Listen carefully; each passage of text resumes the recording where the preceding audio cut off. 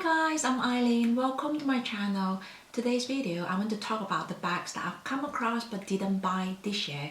Now I love bags and over the last 6 to 7 years I've bought and sold quite a number of bags. I just want to say I do not enjoy selling bags. It's quite a hassle and many times I end up losing quite a bit of money, but I do it anyway because I don't see the point of keeping something that I don't use anymore.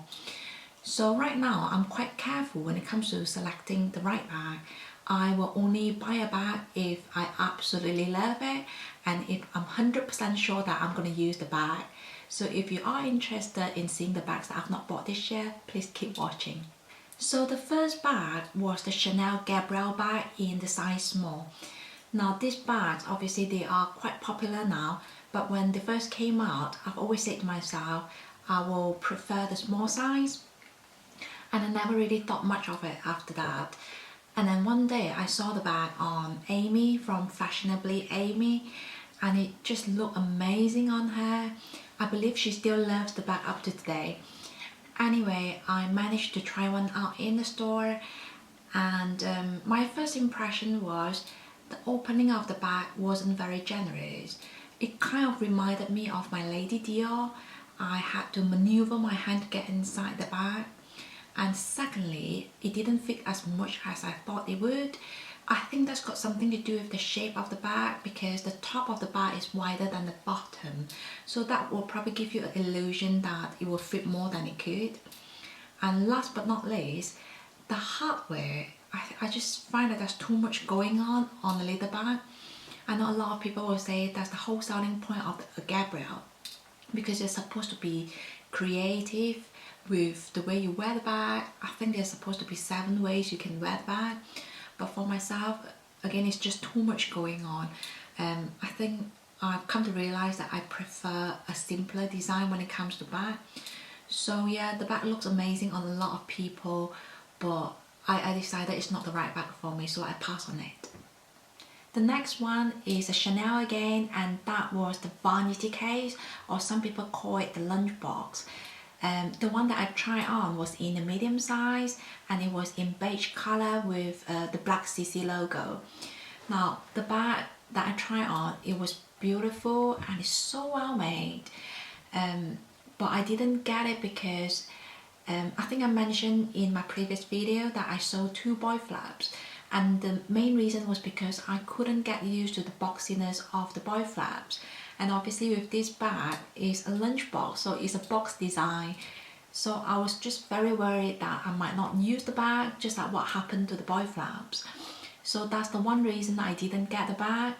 And I have to say I have a little bit of regret for not getting it because it's just so beautiful and now it's sold out everywhere. The next bag was a YSL bag and it was the Lulu bag in the size small. And the one that I ordered was in the velvet material with the dark blue color and gold hardware. When I saw the bag online, I thought it looked amazing and it reminded me of the Chanel mini flap in the square shape, and I've never owned anything velvet, so I thought I would give it a try. I actually ordered the bag on my Teresa when they were doing a 10% sale on everything on their website.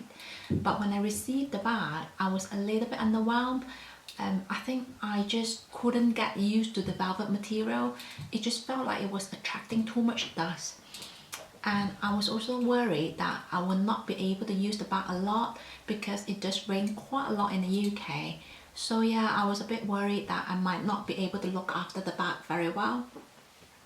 And the second reason was, I think there were too many compartments in the bag. I think there are 3 compartments in the bag actually.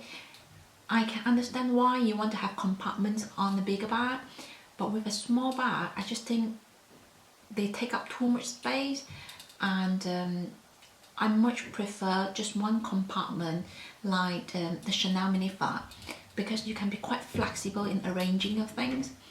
So yeah, I ended up sending the bag back the very next day. This year, I was very lucky to be offered the Hermes Constance 18 in black color and gold hardware. Now that bag was in the box leather. Box leather is a smooth calfskin leather. It's very shiny and luxurious, but it's also very prone to scratches and water stains. So I did go into the store to see the bag and it was absolutely stunning, but I ended up saying no because the leather is just too delicate for me, and I don't want to get a bag that I have to baby. I don't want to have to worry about scratches. I think in the future I would love to add a Constance in my collection, but I would much prefer to have it in the Epsom leather. So I just want to tell you a little story about the bag, because I did see the bag on the Saturday and I was planning to bring the bag to a wedding on Sunday. So at the wedding, it was in a hotel and it was beautiful, and they decorated the aisle with bottles with water and candles in them.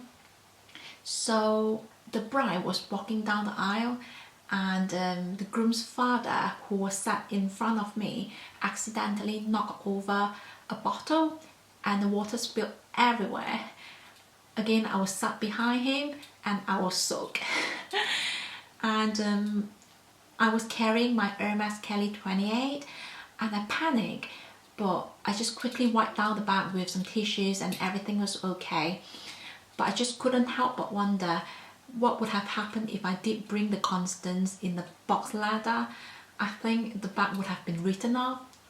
So I think it's the universe telling me that I've made the right decision to not get the bag. So my lovely essay also offered me the Kelly Mini in the blue agate colour. It's a light blue colour. I said no to that one because I've learned my lessons from the past that a right bag in the wrong colour is still the wrong bag. So again, I usually prefer something neutral, and when it comes to blue, I prefer the dark blue colour. In the future, if I'm lucky enough to be offered the Kelly Mini, I would love one in the taupe colour. I know a Kelly Mini is so hard to come by, but I decided that was not the one for me.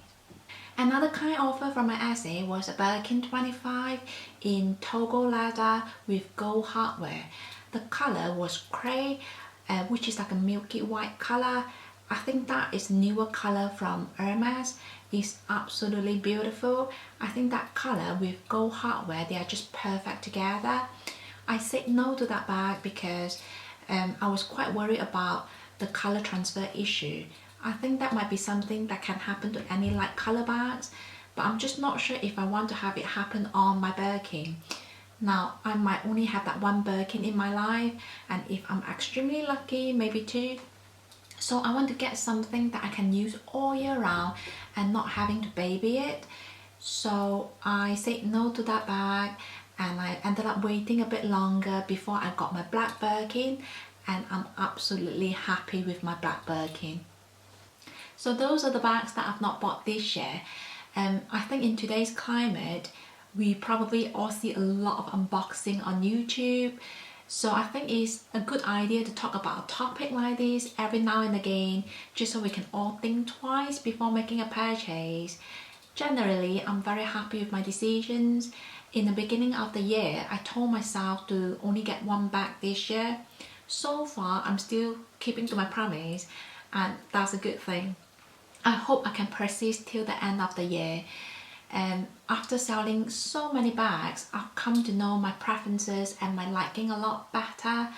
So I try to give myself enough time when I make a purchase. In the past, I used to rush into things. I used to think if I don't buy the bag now, it will be gone and I'll never see it again. So right now, my mentality is I would rather miss out on something than getting something that I might not like or even use. So if you like the video, give me a thumbs up, leave me a comment, consider subscribing. I want to thank you so much for watching and have a good day.